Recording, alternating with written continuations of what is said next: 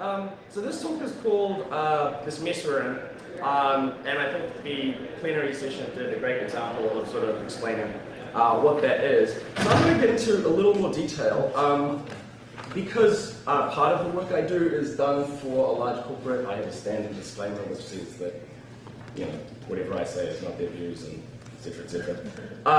Because no one listens to thanks after they've been listening to someone for an hour, I wanted to thank people first. So this work that I'm going to talk about was not done in a vacuum. The people on the right are co-conspirators who I've actually, or like co-authors of papers, and these are the foundations that I've worked with while doing this. So I wanted to say thanks beforehand. My name is Morgan, and I'm a researcher at the Citizen Lab at the University of Toronto. This is a multidisciplinary think tanky sort of thing that focuses on the intersection of sort of global media, human rights, and digital security.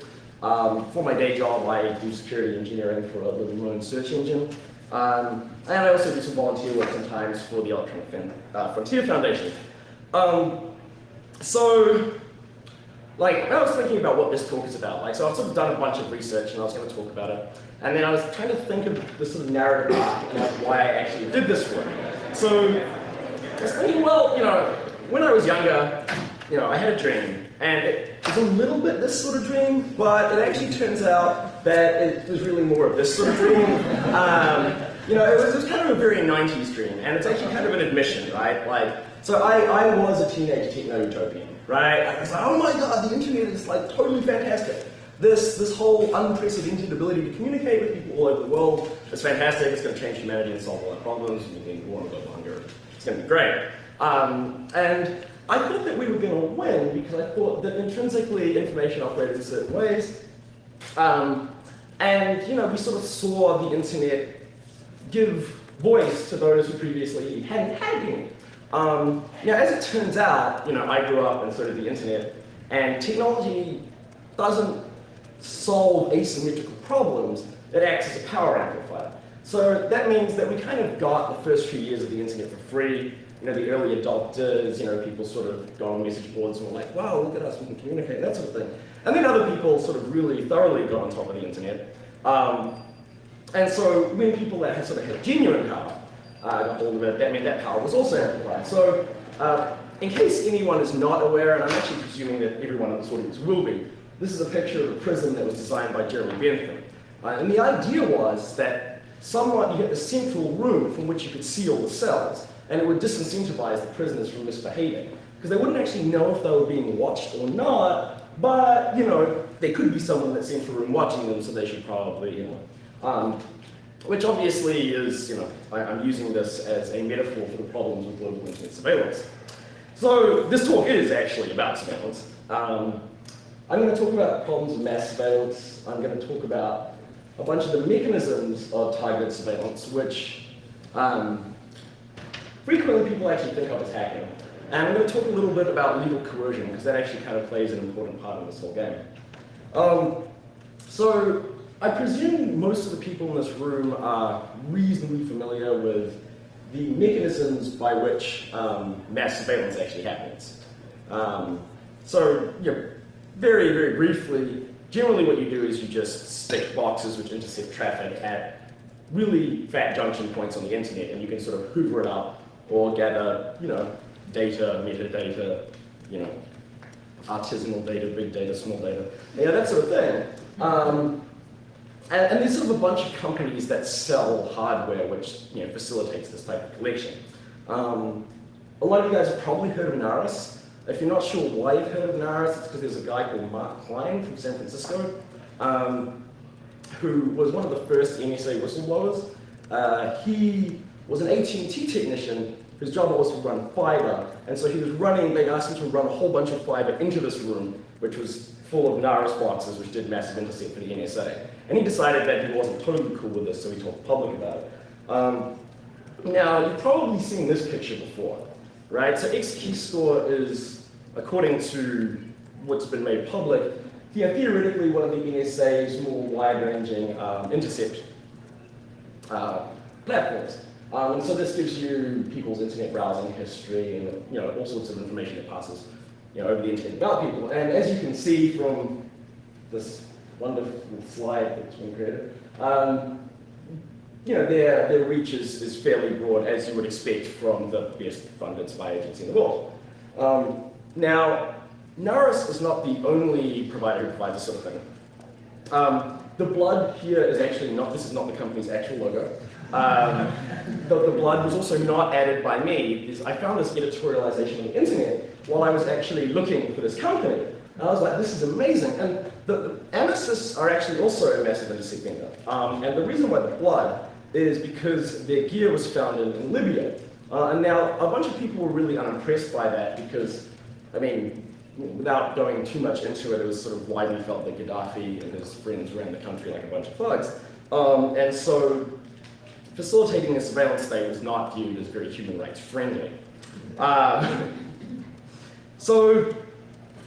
Blue Coat is actually probably another company that you've all heard of. And these guys sell genuinely dual-use technology.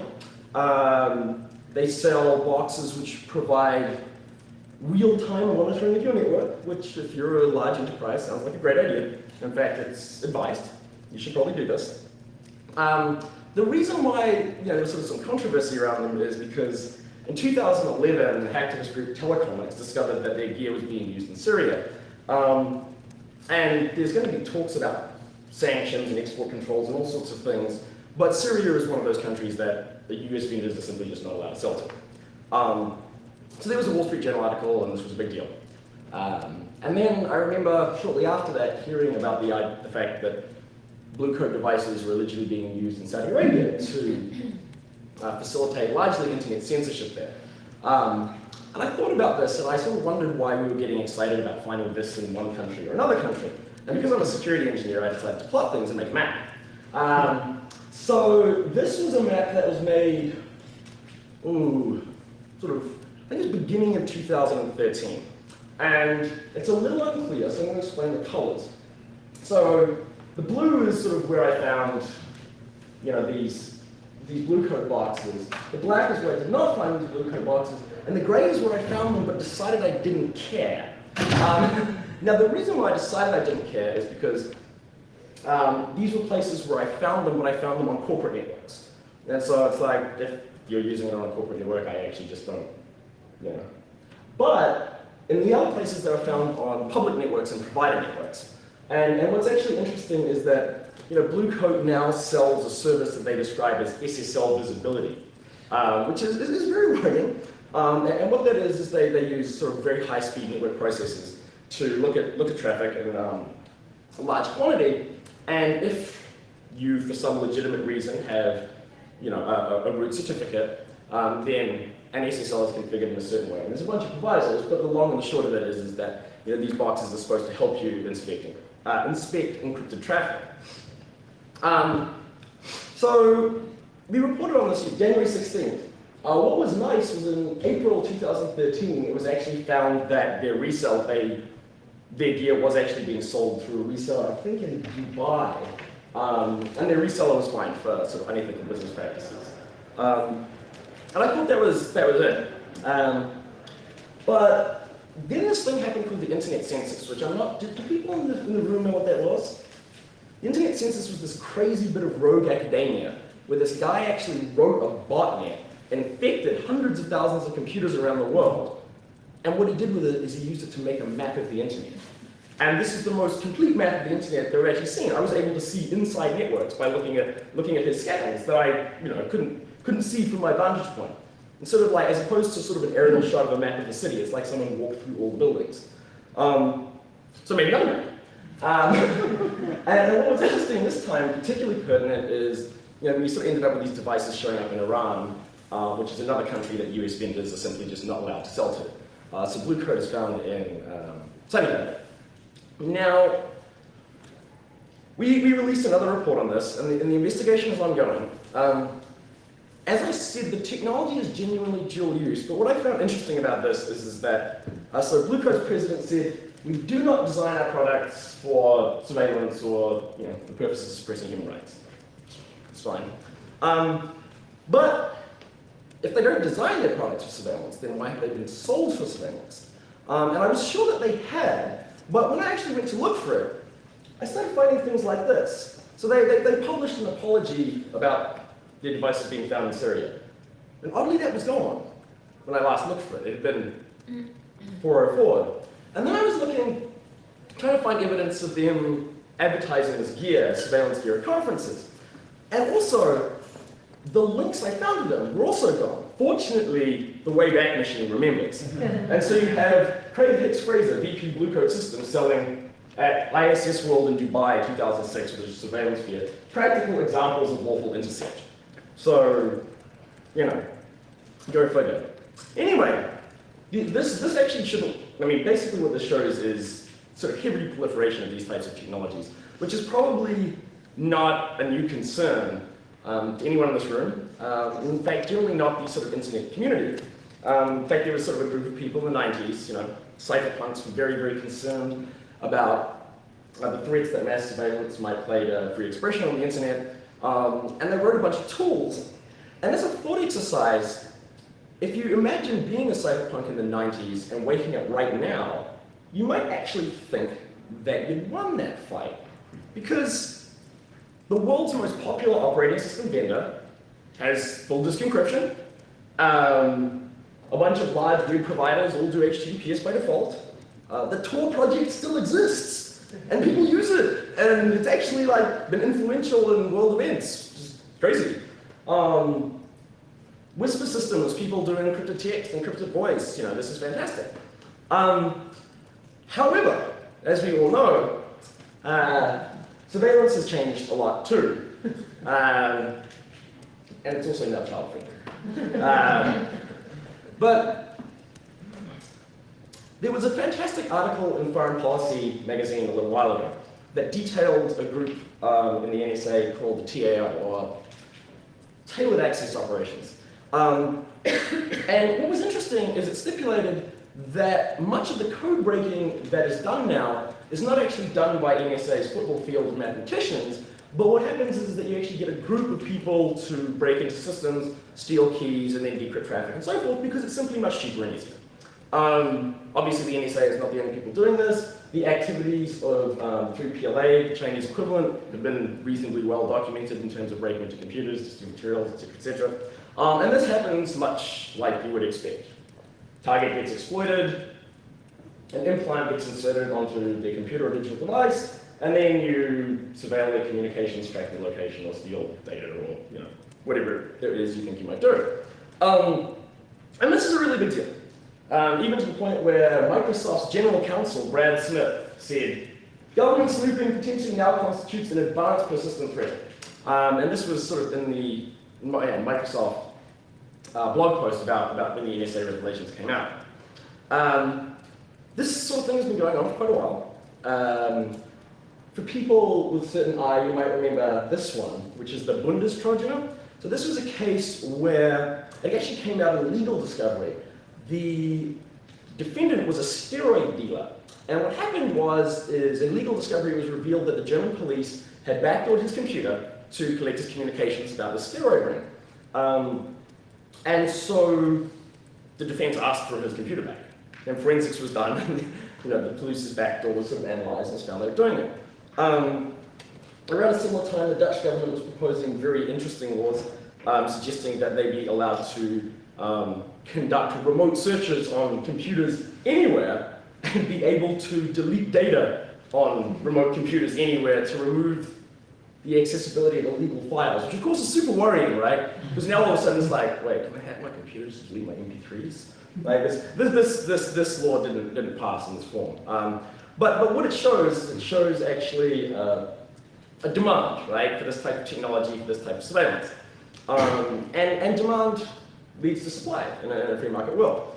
So the types of technologies you get facilitating targeted surveillance, there's a lot of different terminology, and you sort of get like malware used and exploits and this sort of thing, and it gets tossed around, which can be very confusing. So I like to make a joke that malware is any software that gets installed on your computer without an end-user license agreement, which is, but there's all sorts of sort of names that they get used for it. And I think the issue, right, is that when you sort of think of this type of stuff as In the same way as you would like sort of when you actually got a computer virus in the 90s. And that was kind of like a drag, because you might have to spend a couple of days, reformatting the computer or something like that. The sale of this type of technology isn't new. What we've got on the left-hand side is, there's a bunch of big arms manufacturers, Raytheon, Harris, Manhattan, Northrop Grumman, that have been sort of producing exploits for a while. And these days there's kind of more boutique, smaller players. Now, what's interesting actually is on the regulation side, I heard a very interesting interview with one of the smaller players recently where he said, if you regulate it, you're never going to stop large US arms manufacturers generating exploits. What you're going to do is you're going to put us out of business, the sort of the small guy. Now what we've got here is this is a 2-year-old price list for exploits. This got leaked on the internet. And it sort of shows how much it costs for exploits in anything from Adobe Reader around $30,000, Word $100,000, Chrome Internet Explorer up to $200,000, etc. So there's been a lot of hot debate on the subject of producing this type of technology. What I found interesting about this statement was that it was actually on Daily Dave mailing list. Now, Daily Dave is a mailing list that is run by a guy named Dave Vitale, that's why it's called Daily Dave. And there was sort of a long discussion between people that actually produced exploits about the ethical nature of this business. And what this guy actually said is, what exactly do you think they do with the intel they collect from such operations? I just don't buy the hate the game, not the player argument here. If you sell someone an exploit that in turn ends up used to exfil intel that in turn ends up in an extraordinary rendition or a car bomb strapped to the side of a scientist's car, your hands are anything but bloodless, and you have most certainly deployed bombs and guns, unlike you speculate. But whatever, that's life, and we're all spooks now. So how does this play out in the really real world? Well, this woman is an activist for Bahrain Watch. Her name is Alasha Habi, and she lives in London.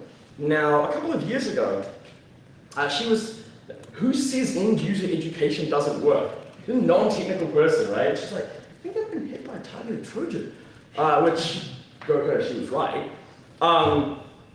Now, I ended up helping do the analysis on this Trojan that targeted her. Now, it turned out that this was a Trojan called Finfisher, which is commercially produced by a company in Munich and resold by a company called Gamma International in London. And it came to some attention during the Arab Revolution in Egypt when protesters broke down the doors of the state intelligence establishment and ransacked documents they found within, and they actually found these.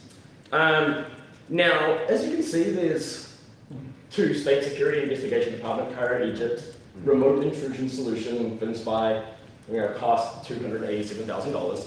Well, euros, which sounds expensive, but is actually really not, right? Like, if you're a dictator, this is the sort of change you find in, pockets of a robe or whatever.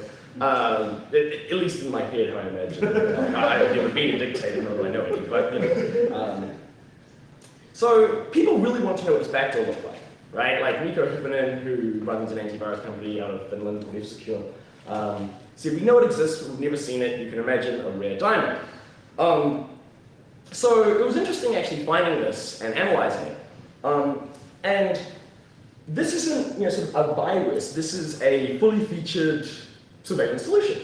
So the great thing is that due to leaked materials about this, we could actually, we know what it does because they advertise it. So it can do all sorts of things that you might imagine, which is, recording your keystrokes, files you transfer, Skype conversations. But I mean, what a lot of people have found creepy is the ability to record ambient sound via your computer's microphone or turn on your laptop's camera. So I ended up analyzing not just one, but a whole bunch of their backdoors because as I mentioned, as a total surveillance solution, this works on a variety of things, right? They sell versions for iPhone, Android, BlackBerry, Symbian, Windows Mobile. So what this provides is obviously you can location track someone, you can watch them wander around, you can listen to their phone calls, intercept their SMSs, steal their contacts. What actually I found incredibly creepy when I was doing analysis on this was a function that was actually called spy call in the code when you decompile it. And what happens is that when the backdoor is instantiated, it takes control of the hardware, so no ringing, no vibrating, no buzzing, no lights go on, and it just instantiates this outbound call. And so someone is just listening all the time. I mean, you're carrying this everywhere, right? And then, if the incoming call comes in, it returns control to the phone, buzzing, flashing lights, ringing, etc., etc. Your phone call gets made, and then when you stop your call, the outbound call gets instantiated again. And that actually ended up with me doing a lot of... So anyway, maps. So we made a map. What we did is we did a bunch of scanning to find where we could find remote control, the command and control servers that are used to control the implants that you've infected victims with. And we found these at sort of a bunch of interesting places all over the world. Some of them, for instance, like the Canada, United States. I mean, there's a lot of boxes on Amazon's cloud, on Rackspace's cloud. It's not definite evidence that it's being used by the US government or anything like that. There were other places, however, like Turkmenistan, where the command and control server was found to be in a range owned by the Turkmenistan Ministry of Information, which seemed a little suspicious to me. Now, I mean, Turkmen is a pretty freedomy country. I think recently in a survey it showed that 99% of the population was deliriously happy, and that the president had declared it was an era of supreme happiness. So, I mean, they probably don't even need these sorts of talks. Now we released this report in sort of July 2012, and it got quite a lot of attention. And what was actually useful is that a group of people that are actually far crazier than hackers started to dive into this, and this is investigative reporters. And they discovered all sorts of weird things about this company. I don't actually fully understand the business side of things, but it was discovered that they had offshore accounts in the Cayman Islands, and their business practices were strange, at least in a way that was very interesting to people that actually understand this. And the British government was actually like, yeah, I'm not entirely sure about this. You should probably not be allowed to sell this stuff to repressive regimes. Now, I also don't know exactly what constitutes a repressive regime, but I think it's probably good that the government suggested that the sale of this not be allowed.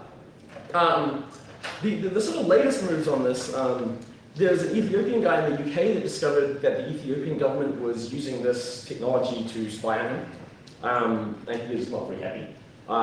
So he's asked for the British government to investigate. Closer to home here in the US, there is another Ethiopian who had also found that this technology was used to target him, and with the help of the EFF, they are attempting to sue the Ethiopian government for damages and spying on a US citizen. So what this actually speaks to is this sort of example of a commercialized threat landscape.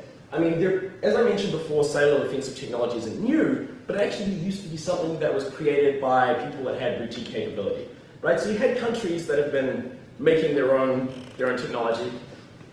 Obviously sort of Five Eyes in Russia and that sort of thing. But what this is you actually see the rise of a third-party surveillance industry selling this technology to whomever. This is kind of a famous conference because it's known as the Wiretappers Ball, and it's sort of held around the world. ISS World, Intelligence Support Systems for Lawful Intersect Criminal Investigations and Intelligence Gathering. And so you can go there and buy like a bunch of interesting stuff. They don't just, there's sort of a bunch of products that they sell, and I'm going to sort of describe another one at the moment as an example of where this sort of hits the real world. This is a guy named Ahmed Mansour, and he was one of the UAE 5. Now, he was imprisoned for signing a pro-democracy petition, and he was let out. And then after his release, he found that he was being tailed, and he was occasionally assaulted when he was standing up in public and giving talks about democracy in the UAE, which is a fraught subject. And he wasn't sure how they were actually tracking him. Now, he was actually quite a smart guy, and he was a heavy Tor user. So what he actually noticed was that he was seeing logins to his mail account from inside the Emirates, which never happened because he always used Tor. And so it became very suspicious. And so I ended up actually helping him with the analysis of his computer, which proved to have been backdoored by a product called, now it's been called Remote Control System, it's also been called Da Vinci, and it's now called Galileo. So they're having a bit of an identity crisis with the branding, but it remains a hacking suite for governmental interception. Now, this is sold by, I said, a company called Hacking Team out of Milan, and they claim their backdoor is stealth and untraceable, immunity protection systems, hidden collection infrastructure. And basically the idea is that this is going to provide a government actor with remote monitoring for a security-aware, geographically mobile target, which is sort of basically anyone that's not in country and kind of understands a little bit about like using encrypted services, or possibly even just uses like Hotmail or something that's now encrypted, right? So the report came out in 2012, and I think Hacking Team denied that they sell their products to any governments that are,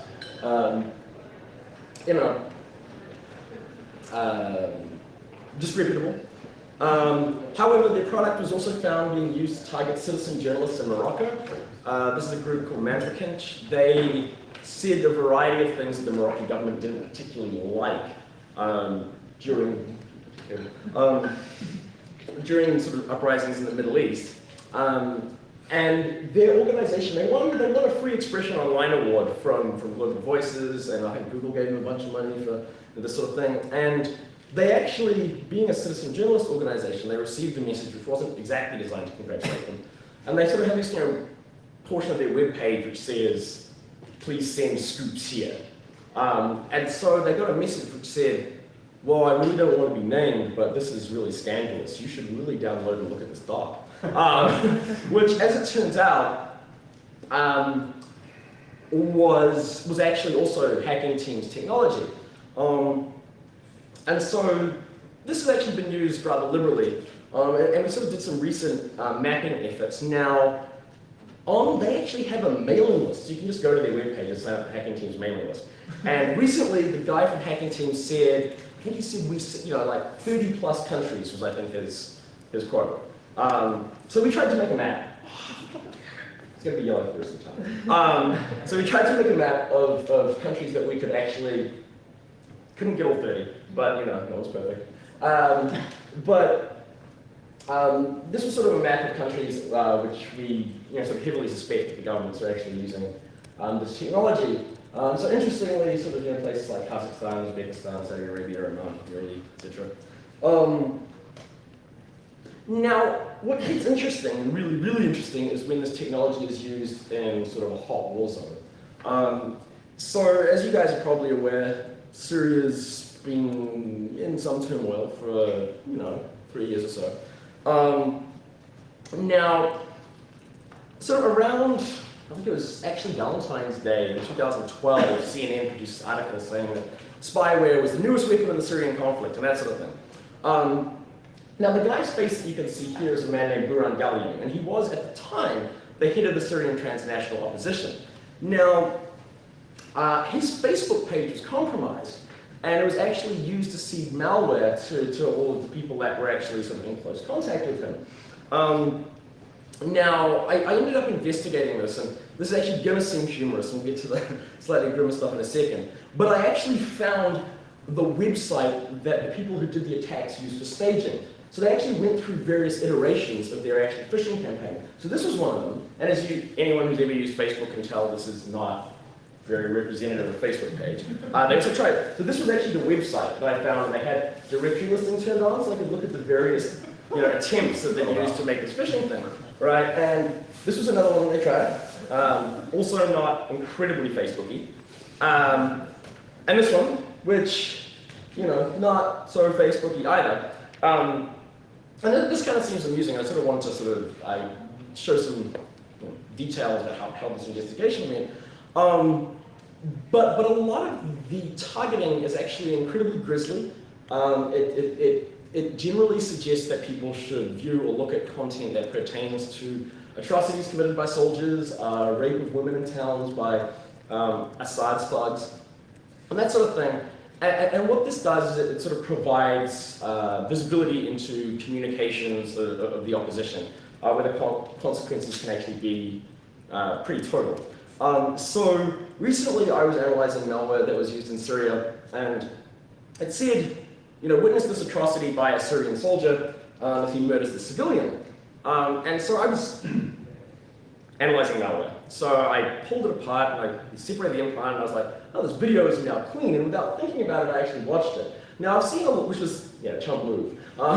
So I'd seen a lot of really grim stuff on the internet, but I'd usually been reasonably steeled for it, whereas in this case I was actually just sort of sitting there working away, and it was a video of this guy having his throat cut and being pushed into a shallow grave to bleed out, which was probably one of the sort of more disturbing days of doing this type of work that I've had from sitting in an office in San Francisco. So this is actually a very real game. The targets are pretty well studied, and the people that train them, which is some of the people in this room, are actually pretty well studied too. How this training carried out, and it's in fact used, again, to target people. So this is a tool that's a Persian language only circumvention tool to be used by people in Iran. One of these is a real installer. One of these, if installed, will actually send all of your communications to Saudi Arabia. This is a tool called FreeGate. This was found in Syria. You actually get a real copy of FreeGate.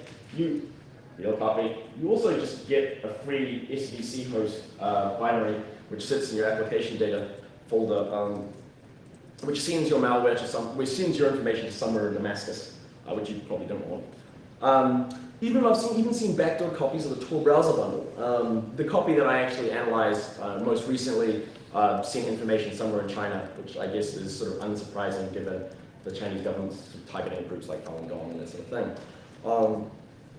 What gets very scary, I think, about this game is that we've seen targeting not only of people, sort of direct persons of interest, but actually even people that have actually written about issues.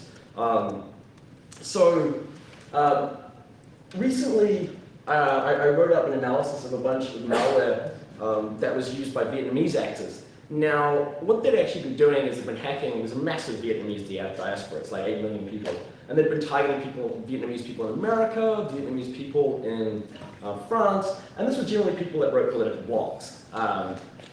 Now, where things got really wacky is the same actors actually targeted the EFF, and they targeted the 2 people at EFF that have written about Vietnam. Now, they targeted the person who usually writes about Vietnam, and once when she was busy, she had an intern write about Vietnam, and they targeted the intern as well.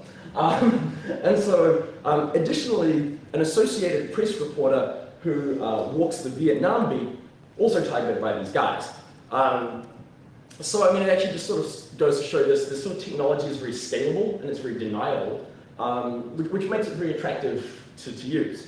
What are the side effects? Well, government surveillance is depressing and scary. I've been talking about it for a while, so I thought I'd just cheerful bunch of kittens. The talk doesn't get any cheerier after this either. There's no kittens at the end, so. This actually brings us to an interesting place, because obviously if you're the right person in the right location that has the right sort of power, you don't actually have to do this. You can just ask for stuff, right? Now, I'm not sure how many of you are familiar with the dystopian comic Judge Dredd, but there's actually been a lot of really interesting, I think, interpretations of the law. And I'm not a legal person, but it seems like there's sort of been a lot of dispute over the sort of legitimacy of a lot of the requests that are going around. Because what's been very worrying to me as an engineer is that we've been seeing not just government requests, warrants, NSLs, FISA, but just data. We've seen legal demands to either alter systems or provide crypto keys which would give access to massive amounts of user data. Anyone in this room who's a Microsoft user probably knows what BitLocker is. It's Microsoft's full disk encryption product. Now, the head of BitLocker engineering actually said that he was approached by the FBI and asked multiple times to add a backdoor to BitLocker. So I mean, this is like a request to actually alter the largest operating system in the world to make it easier for them to access encrypted data. You guys are almost definitely all aware of this one, Lavabit, where it's Edward Snowden's mail provider. So the legal request that was sent to them was actually for their key materials because they offered, encrypted email. And of course, if these key materials were turned over, it actually meant that the government would actually be able to read all of Lavabit's users. Now, that was sort of a peculiarity of how they'd set up crypto, but I mean, it is sort of concerning that the requests are coming in not just for data, but for key materials and altering systems and that sort of thing. There's a variety of legal battles going on with this. The EFF has been suing the NSA for a really long time.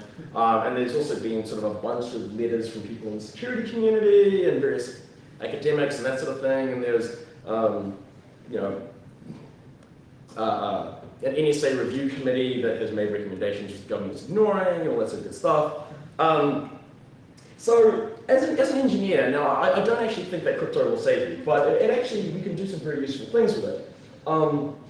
So, I think that we need to start engineering in a coercion-resistant manner. And the reason why I say this is because I postulate this axiom, which is as your web service increases in popularity, the likelihood that you will eventually be forced to coerce your security model approaches 1. Definite, right? Now, as I was sort of coming up with this, I thought maybe this is going to be a hard sell. And then this came out, right? Like, world of spycraft, NSA and CIA spied in online games.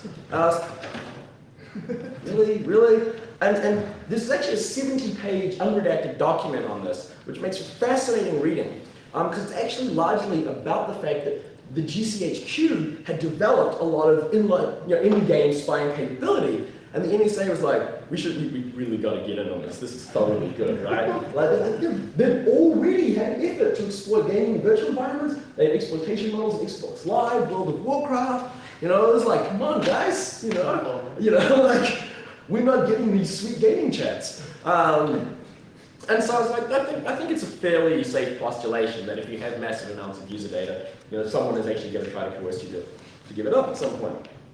Now, there's sort of a variety of interesting things that people have done with cryptography historically. Now, you occasionally would sound like that crazy crypto guy when you talked about this sort of thing, which is not actually a particularly reliable position. Like, people don't always think that, a lot of the things suggested are very reasonable. One of the things that I want to point out is that some of the core parts of the internet have actually been engineered in a coercion-resistant way. For instance, DNSSEC is a great example. They have a key split between 7 people that's actually held in 7 different countries, simply because they knew that this was important and they didn't want single individuals to be able to be coerced in order to actually monkey with the DNS system that runs the internet. Now, DNSSEC has a bunch of other problems, but I sort of want to show that this is actually mainstream engineering now. There's a bunch of things that could be done. I'm actually not going to go into the details too much because we were running a bit late. But the idea behind this, now if you remember the mid to late 90s, there was a big push from the net freedom community that really beat up on large providers to provide HTTPS logins everywhere. And Google did it, Facebook did it, Twitter did it, and then there was much rejoicing. Everyone was like, yeah, we encrypted the web, woo! And there was sort of, much rejoicing, and we celebrated a little bit too soon. And I'm not actually talking about this, which if you were actually on deck that day, felt a little bit like this. But what people don't actually understand about Google's environment is the Hodor Akbar RPC. It's just complicated, but yeah, what I'm actually talking about is this, right? Now this is a diagram that probably a lot of people are super familiar with, right? Alice talks to Bob, and Eve is the eavesdropper, right? Now what actually happened when we encrypted the web is that we encrypted to provider cloud 1, and then mail gets sent to another provider in the clear. And then Bob logs into other provider over encrypted medium and reads the email. So when all this stuff sort of came out about Prism and so forth, I ended up thinking, it's like, well, actually, if you had this massive intercept capability, then all of this email, which is sort of really the juice of people's communications, that's actually what you want to see, that's all just traveling around for free anyway, right? Like you don't even need to coerce providers or get them to give up keys or hack into people's computers. If you actually control this monitoring domain and there's clear text email flying around, you just get people's communications for free. So there is something called start TLS, which provides sort of opportunistic encryption. That means that users don't actually have to understand anything about crypto. What actually happens is that mail server here will talk to a remote mail server and say, hey, will you encrypt this traffic? And the remote end will be like, yeah, okay. And then all of a sudden, we actually have encrypted traffic and it's transparent to the end users, and you actually sort of solve this problem of all this massive clear text email flying around. Now, I looked at the 20 most popular domains in my mailbox right after the Snowden revelations came out. And irritatingly, only 5 of them actually did this. And unfortunately, only 2 of them actually did it properly. So I was a little bit like, The last time I looked was sort of November last year. And we've actually started to see an upswing in this. But this would actually be like a seriously good thing TM in terms of reducing the amount of bulk data that's just flying around in the clear. Now, according to a recent estimate, there's well over 1 billion users for, say, Hotmail, Windows Live, and Gmail. So, what I think would be a great idea for some large providers is if everyone ran Start TLS. I think that would be fantastic.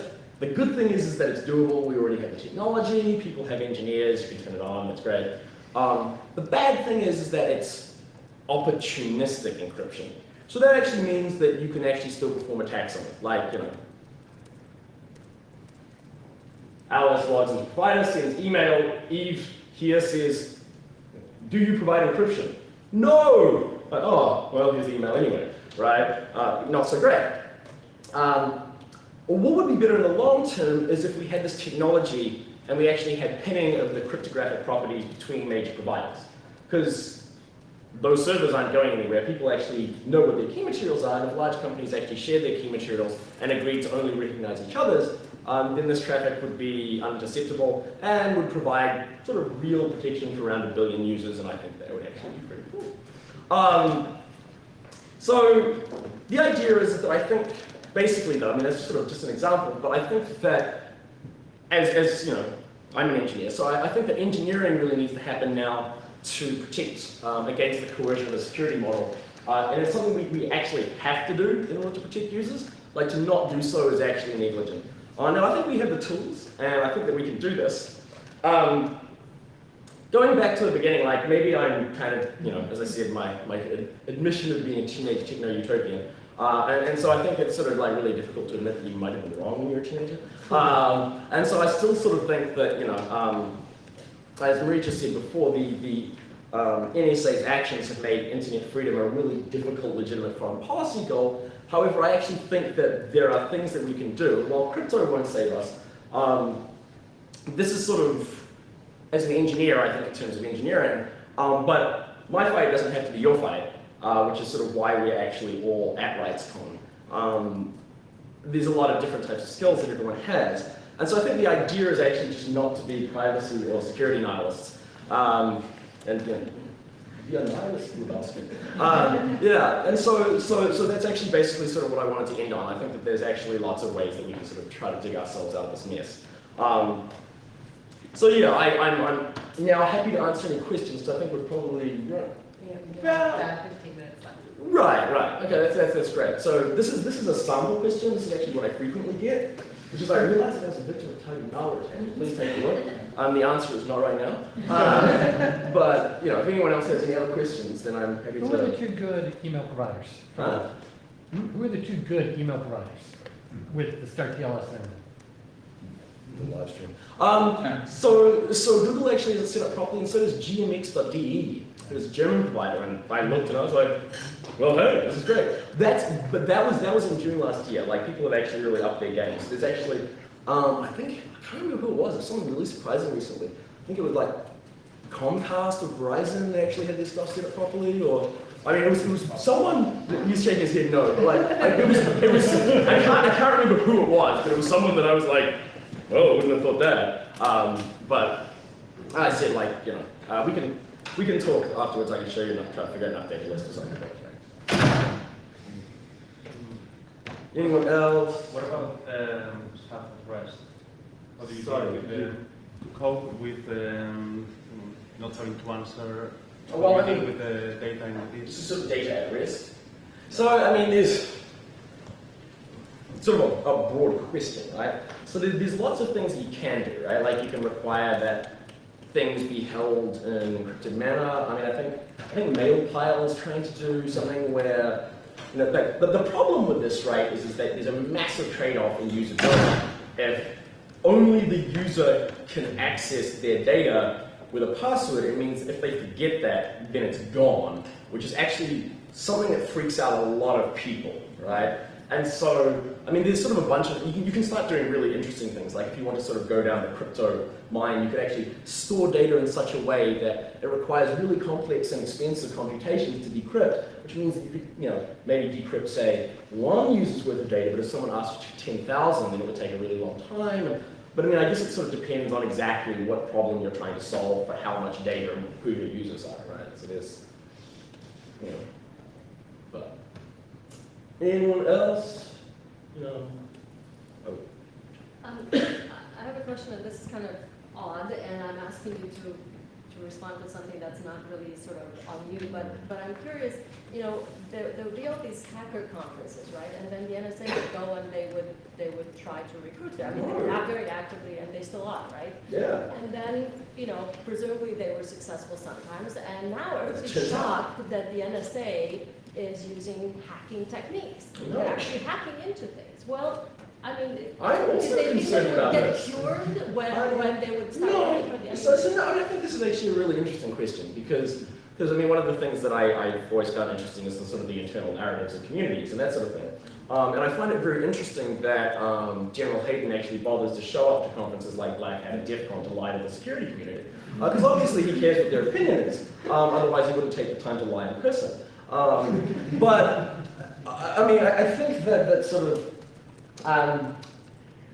we're still sort of in an interesting area. I liked what Jeff Moss wrote. So Jeff Moss is the CEO, founder, whatever, of DEF CON, which is sort of one of the largest hacker conferences in the world. And he actually wrote a blog post after these things, which was called Feds, I Think We Need Some Time Apart. Where he actually asked the intelligence and law enforcement community not to come to DEF CON. Which, I mean, as I said, I'm not entirely sure how the community narrative plays out, but I think there's not so much of a blanket trust anymore. There's sort of a like, you know, we really need to think about where we are. No, I have 2 questions. Mm-hmm. One is, maybe I misunderstood your question, but governments can buy almost anything on the market anyway. Whether they hire hackers or just purchase their work from commercial vendors or the highest bidders, this is what's ongoing. And it's one of the things I've been trying to do something about. And my question to you is, do you think there are legal ways that we need to explore to end the proliferation of these kinds of technologies or to restrict them somehow? This is, I'm aware, a very controversial discussion, but one that I think is still worth compared to the status quo. So the question was, you know, sort of legal and policy measures to sort of bring to bear and say, if only we had a lawmaker in the room. But no, I think it's really tricky because I think that we can regulate sale of things because we already regulate sale of things. Mm-hmm. So, I mean, when you have people that are offering like, here is a targeted surveillance solution and then that type of thing, I mean, there's all sorts of things that we already regulate, from drugs to guns to, you know, chemicals and, you know, so I mean, that doesn't, I think that'll, you know, some of the proposals there are very reasonable. I think it gets a lot murkier when we start contemplating like regulation of exploits, because this is a far more nebulous thing, and then, you know, a lot of the people that sell this aren't actually set up as companies. They don't advertise a solution, and what they sell is they frequently sell software bugs. I mean, you don't even sell like, you know, an actual weaponized thing, and so you know, how do you stop someone from selling a bug? Like now there's a white market for bugs. Google will buy your bugs, Microsoft will buy your bugs. And so that kind of things But there you can I mean- make the liability of companies who fail to patch higher. So at least you can give them a Yeah, incentive to work harder. I mean, I think that companies actually buying bugs and creating a white market for it is, I mean, this isn't so much a legal thing, but I mean, I think it's a really good thing because, I mean, Microsoft recently said that they would pay up to $100,000 for a mitigation bypass. And like, that's actually real money, right? Like, I mean, if we sort of looked at the prices, that I sort of showed before, it's kind of a little bit on the low side, but it's sort of in the game, right? And so, I mean, I think that companies actually starting to do this actually creates, you know, as I said, the sort of the white market for this sort of above board market for this type of thing, which I think is really good. Which I don't think entirely answers your question, but it's sort of things that companies Yeah, can do. bits and pieces. One challenge to that regulation is that Western countries buy these bugs too. Yeah, yeah.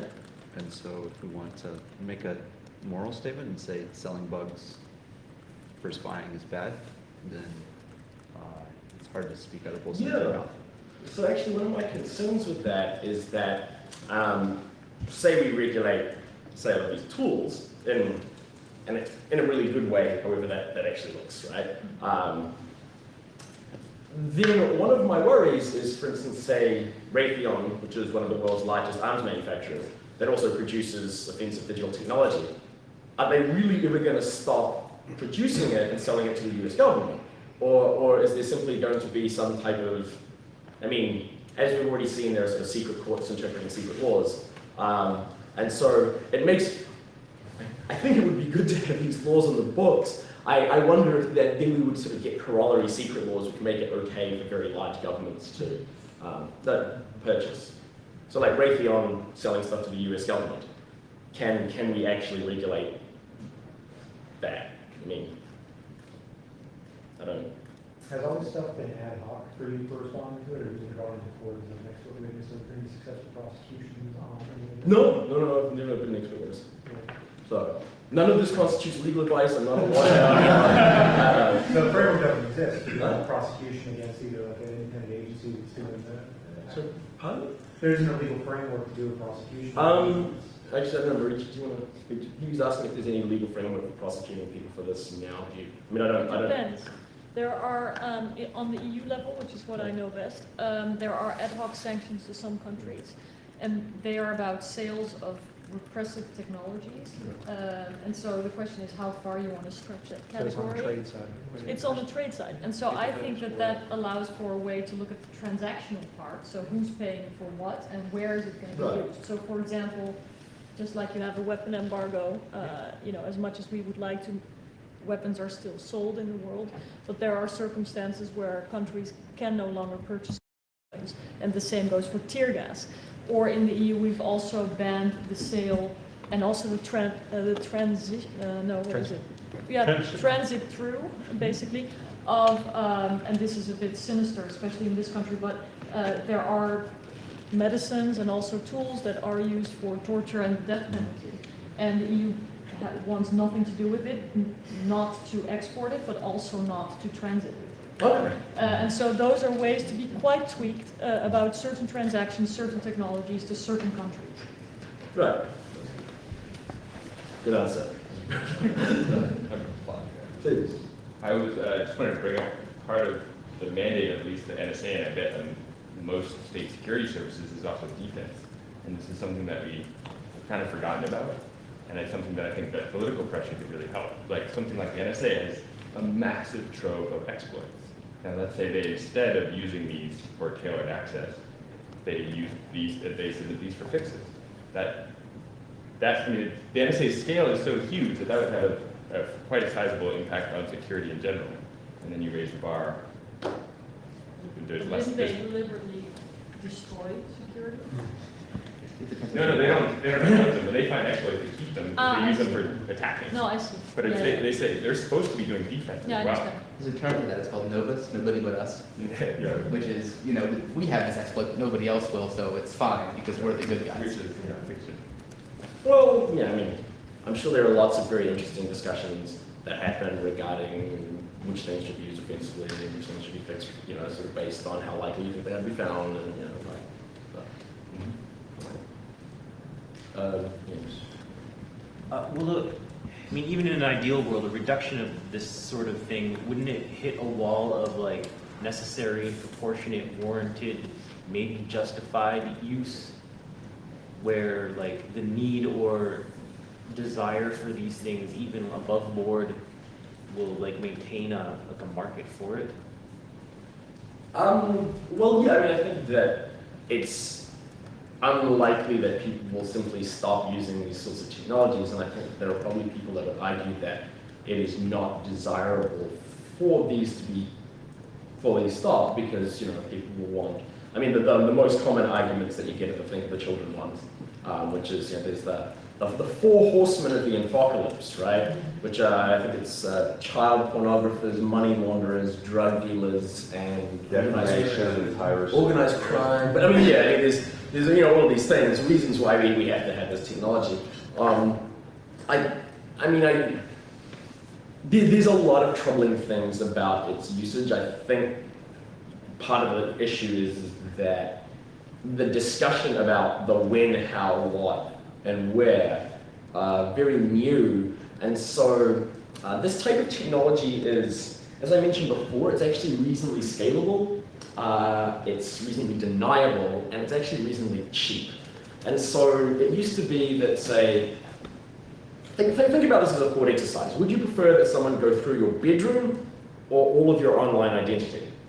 Now, I would actually prefer that someone go through my bedroom, right? Because all they're going to find is dirty clothes. However, all of my communications with everyone are on, you know, on my online life.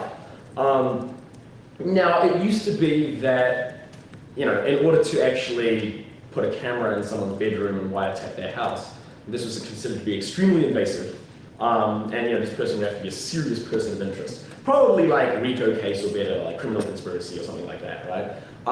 Whereas this type of thing, which I actually feel is equivalent to going through someone's bedroom, as I said, it's scalable, it's cheap, it's deniable, and so its usage is becoming more and more widespread. And we haven't, I think, you sort of mentioned the necessary and proportionate kind of thing. I don't think we've had really good dialogues on that yet, which is why I think there's, I mean, hacking teams, marketing materials say, monitor up to hundreds of thousands of targets, which makes me kind of like, so I mean, I think, you know, like, if we actually find out how often this sort of thing is being used and against whom, then we can sort of decide as a society whether that is necessarily proportionate. So maybe we're like, well, if I found that, say, the government was hacking 5 people a year,